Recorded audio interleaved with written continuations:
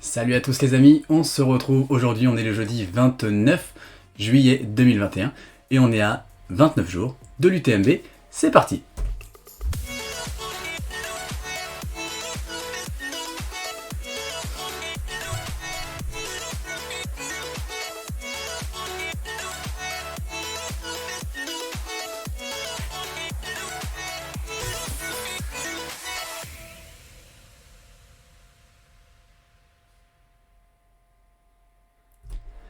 Et aujourd'hui, on va parler de la 6000D, la course 6000D 2021, ma 6000D, course sur laquelle j'étais inscrit ce samedi, le samedi 23 juillet, que j'ai faite comme une dernière, un dernier entraînement, une dernière très grosse sortie en montagne notamment, avant l'UTMB.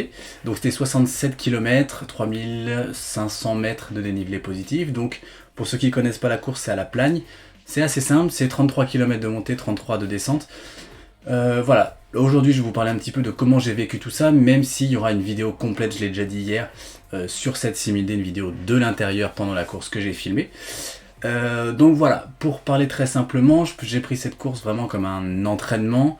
Le but c'était vraiment de gérer, de faire cette course, faire ces 67 km et d'arriver à la fin en me disant ok, bon bah voilà, là tu peux repartir pour 100 km, sachant que je n'avais pas pris en compte cette course dans mon entraînement, c'est-à-dire que je ne l'avais pas préparé, j'avais pas fait de repos avant, j'avais pas fait d'affûtage, j'avais une semaine d'entraînement normal, les 2 semaines d'avant avaient été chargées en entraînement aussi, donc je ne l'avais pas préparé spécifiquement, c'était vraiment une sortie d'entraînement. C'est une course que j'avais déjà faite en 2017, où j'avais mis 10h10, et pour le coup, pour comparer avec cette année, j'avais pris 4 jours off avant, où j'avais rien fait, donc j'étais arrivé plus frais. Les semaines d'avant étaient aussi plus light, et j'avais pris 5 jours off après. Là, j'ai repris la course 2 jours après. Donc voilà, c'était vraiment pas du tout dans le même état d'esprit que j'abordais cette course. Donc le but, c'était vraiment de partir en gestion. Pour parler du temps total que j'ai mis, j'ai mis 1 heure de plus que 2017. Donc c'était prévisible, c'était ce que j'attendais. Sachant que dès le premier intermédiaire qui apparaît au 14e kilomètre en haut de la piste de bobsleigh, vous verrez les images dans la vidéo, j'avais déjà 23 minutes de retard sur le temps de 2017. Donc sur l'heure que j'ai perdue, j'ai déjà perdu 25 minutes sur les 14 premiers kilomètres. Donc ça prouve que j'ai réussi à faire un départ vraiment lent et géré. Et ensuite, du 20e jusqu'au 35e, j'ai été plus vite qu'en 2017, donc je l'ai senti pendant la course, je sentais que j'avais les jambes, que j'étais plutôt bon en montée, donc ça c'était aussi très satisfaisant de se dire que l'entraînement avait payé. Après ça c'est un petit peu compliqué, donc je suis arrivé au 35e kilomètre, voilà, j'avais une demi-heure de retard par rapport à l'année 2017, donc c'était plutôt bien. Et en fait j'ai eu, vous le verrez encore une fois dans la vidéo, j'ai eu un problème, je me suis pas alimenté pendant quasiment 3 heures. Donc fatalement, manque d'énergie dans la descente, etc. Donc le temps que ça revienne, j'ai reperdu encore un peu de temps. Et sur la dernière partie, donc voilà, je crois qu'au 50, il restait un semi-marathon, donc au 47e kilomètre, j'avais 45 minutes de retard, donc j'avais encore un petit peu perdu à cause de ce coup de moins bien.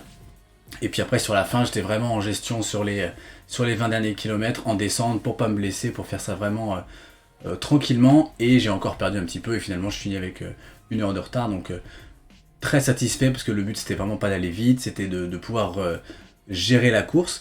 Au-delà du temps que j'ai mis et des sensations de jambes lourdes ou pas, alors effectivement quand j'ai passé la ligne d'arrivée j'avais les jambes un peu lourdes, mais voilà, j'avais de l'entraînement dans les jambes aussi. Au-delà de ça, ce qui m'intéresse c'est le classement, c'est-à-dire que je passe la ligne de départ, j'étais 600e, on était 800 au départ, donc je suis parti volontairement à l'arrière du peloton. Et j'ai fait que gagner des places. Alors l'objectif c'était pas de faire un top 200, top 300, peu importe. Mais ça montre que j'ai réussi à gérer ma course puisque je passe la ligne 600, le premier intermédiaire je suis 530, après 470, après 430 et puis je finis 385 je crois, 390. Donc voilà, je n'ai fait que remonter dans le peloton.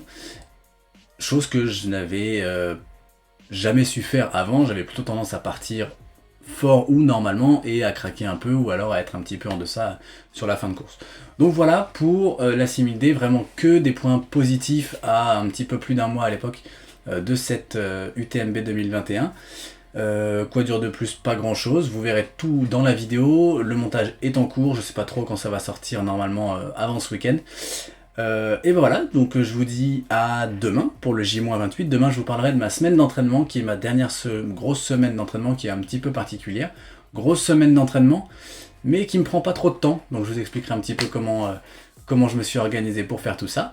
Et d'ici demain, surtout n'oubliez pas, portez-vous bien, ciao!